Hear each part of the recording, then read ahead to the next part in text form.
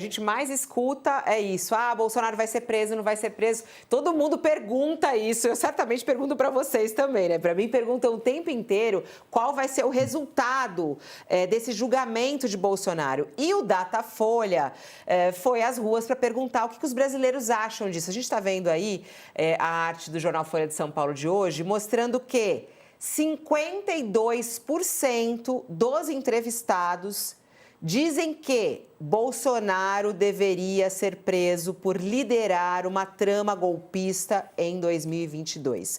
42% dizem que não deveria ser preso e 7% não sabem.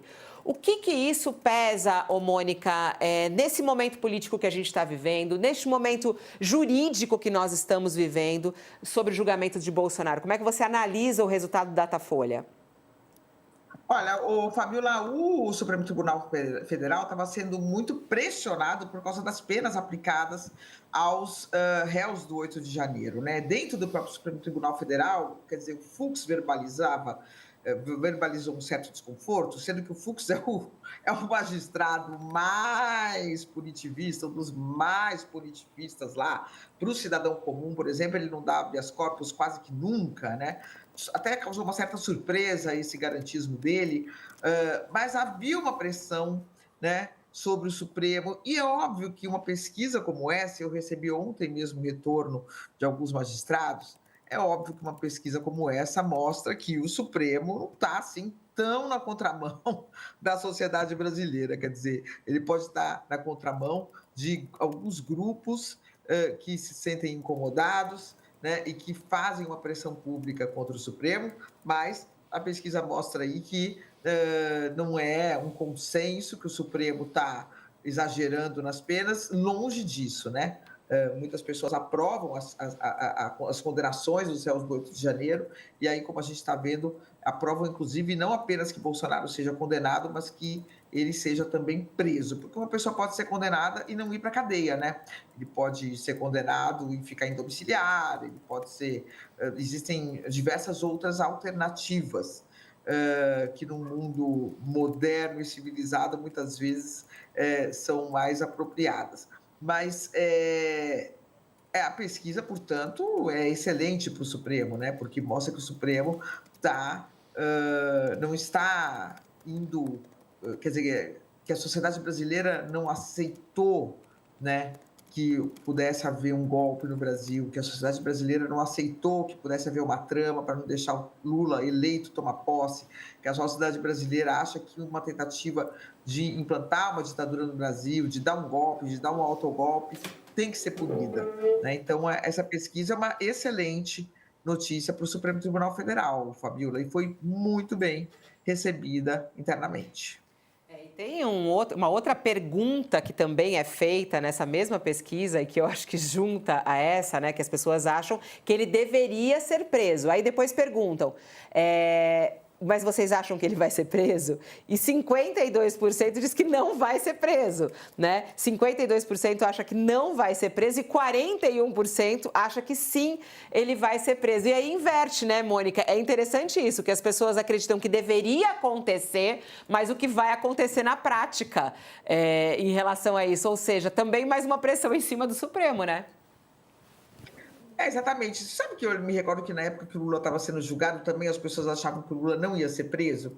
E quem acompanhava aquilo bem de perto, como era o caso nosso, dos jornalistas, sabia que ele ia ser preso? Então, é óbvio, quer dizer, o Bolsonaro vai ser preso? Ele pode, por exemplo, se condenado, pedir asilo numa embaixada, ele pode desaparecer, ele pode ser beneficiado até por uma anistia, se politicamente ele conseguir se fortalecer a ponto de ser beneficiado por uma anistia.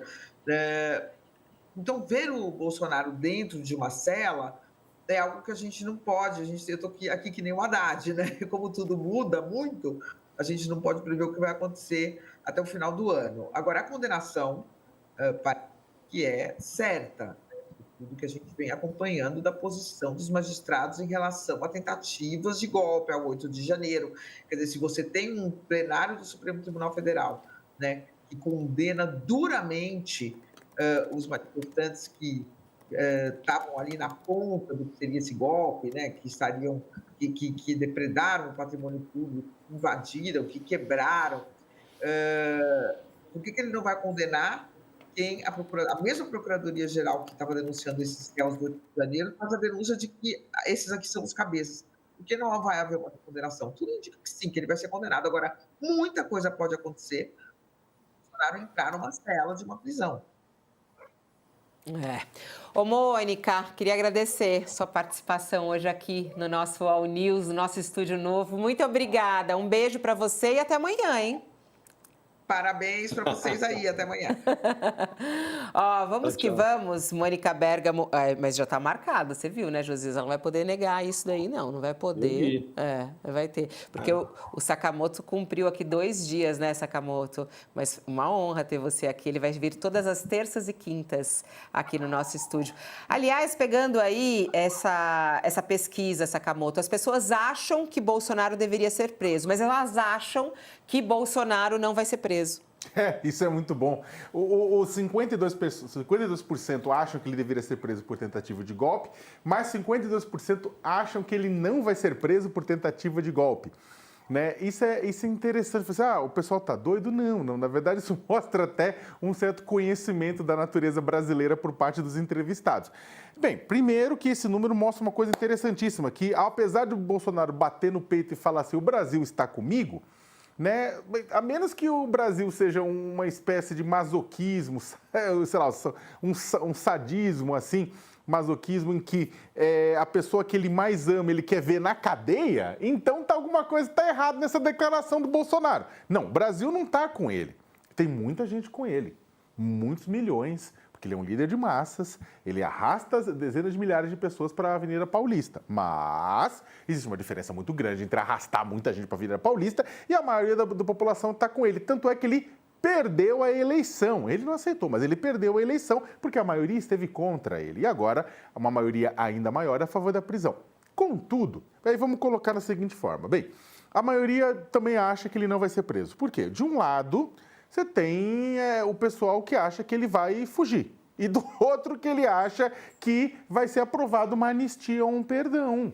Porque é o seguinte, eu concordo com a Mônica, a chance dele não ser condenado, diante das evidências da Polícia Federal, diante da denúncia do Procurador-Geral da República, é a mesma do tal camelo passar pelo buraco da tal agulha, é nenhuma.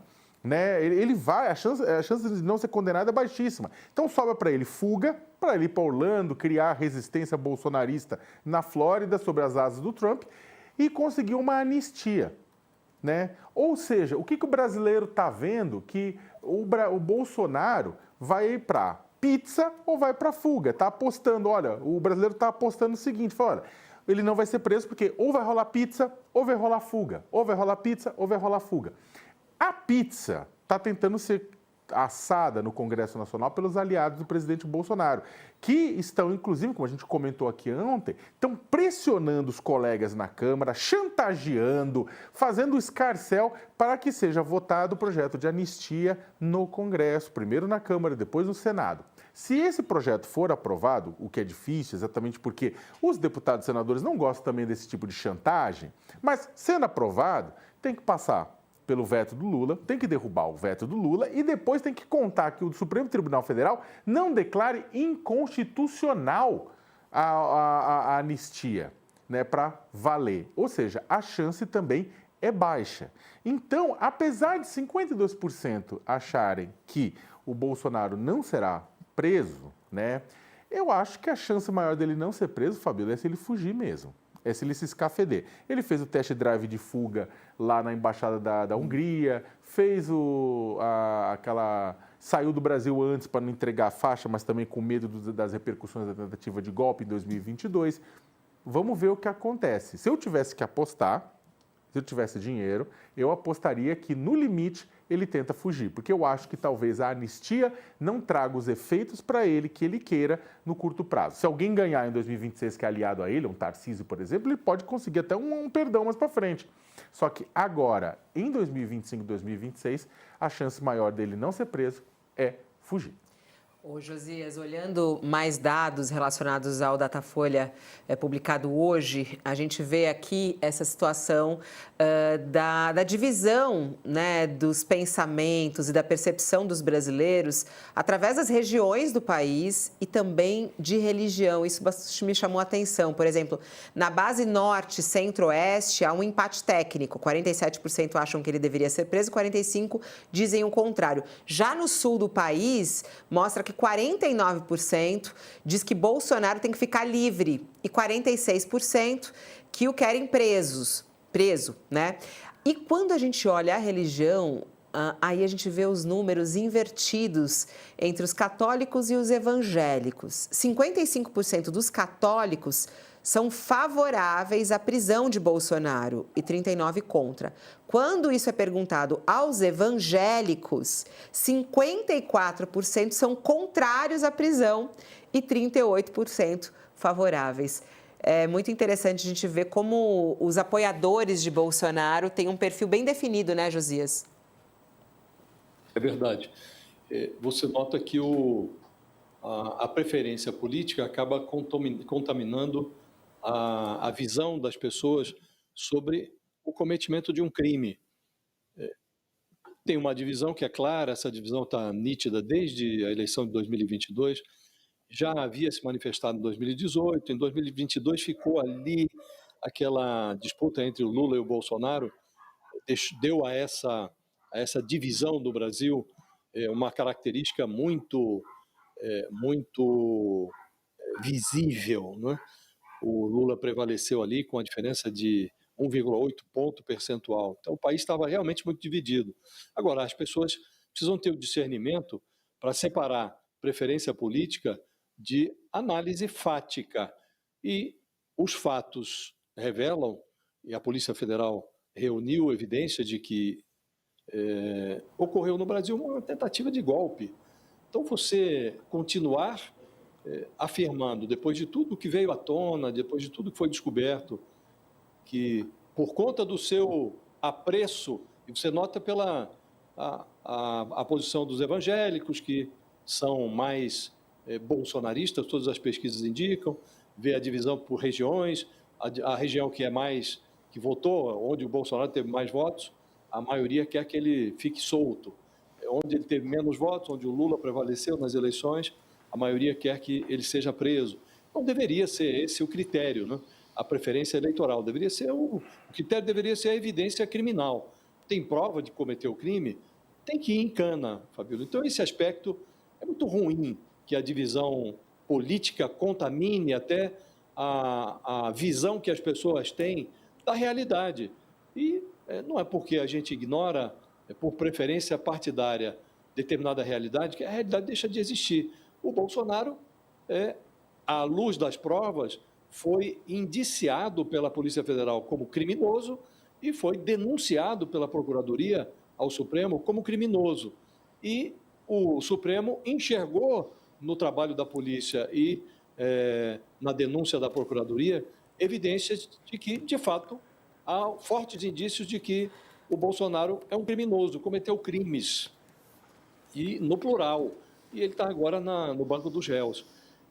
Igualmente desalentadora, Fabíola, a percepção de que o brasileiro se divide, né? Mesmo quem majoritariamente prefere ou acha que o Bolsonaro deve ir preso, há uma maioria achando isso, que ele deve ser preso. Mas, na outra ponta, há uma maioria avaliando que ele não será preso.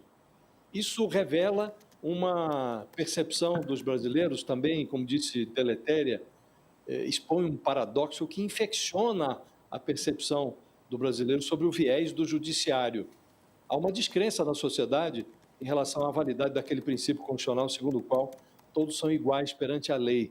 Prevalece uma impressão de que, acima de determinado nível de poder e renda, ninguém é punido no Brasil.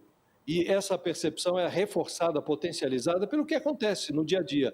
No dia em que o Bolsonaro foi convertido em réu pelo Supremo, na primeira turma, na segunda turma iniciou-se um julgamento nós comentamos esse fato aqui, de um recurso da Procuradoria para tentar rever uma decisão do Dias Toffoli, que anulou todas as sentenças condenatórias contra o Antônio Palocci. Uma turma coloca o Bolsonaro no banco dos réus, atentar contra a democracia, outra turma está analisando e o julgamento não terminou, está dividido lá e um dos ministros indicados pelo Bolsonaro, o Nunes Marques, pediu vista, suspendeu o julgamento, e está lá em discussão ainda se o Palocci vai sair livre de todas as suas delinquências no âmbito da corrupção, e elas são delinquências provadas, confessadas. Então, isso resulta, Fabíola, nesse tipo de fenômeno, de paradoxo.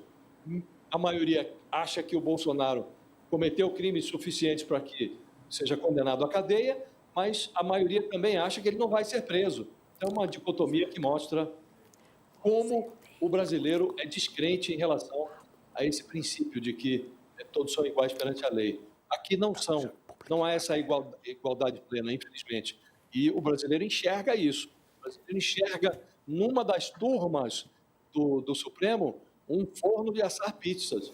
E na outra, uma disposição para condenar alguém que a maioria acha que deve ser condenado, mas há uma outra maioria que acha que ele não vai para a cadeia.